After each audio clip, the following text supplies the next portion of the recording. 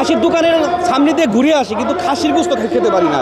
বেতন দেওয়ার সর্বোচ্চ 10 থেকে 15 দিন আমরা চলতে পারি, এবং 10 থেকে 15 দিন আমরা সর্বোচ্চ যদি খাই ডিম দিয়ে ভাত খেতে পারি, তারপর থেকে ঋণ করে চলতে হয়। দীর্ঘ প্রায় 11 বছর আগে সরকার জাতীয় পে স্কেল দিয়েছিল 2015 সনে। তো 2015 থেকে 2025 সন পর্যন্ত সরকার আজ পর্যন্ত আমাদের পে স্কেল দেয় নাই। বাংলাদেশের প্রথম ইমিউনিটি বুস্টার সমৃদ্ধ ফ্যান্টাস্টিক হ্যাপি এনার্জি বিস্কিট। এবং সরকারি চাকরি যারা করে এদের হচ্ছে মিনিমাম বেতন স্কেল 8,250 টাকা আর সর্বোচ্চ হচ্ছে 78,000 টাকা।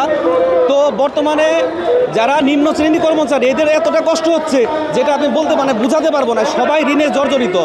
আমি চাই এবং আমরা চাই এক ও অভিন্নভাবে সরকার এমন একটা সিস্টেম করুক যাতে 12টা গ্রেড অথবা সর্বোচ্চ আবার 10 থেকে 12টা অথবা 13টা গ্রেড বিশিষ্ট যাতে একটা পে স্কেল, বৈষম্যমুক্ত পে স্কেল যাতে সরকার আমাদের দেয়।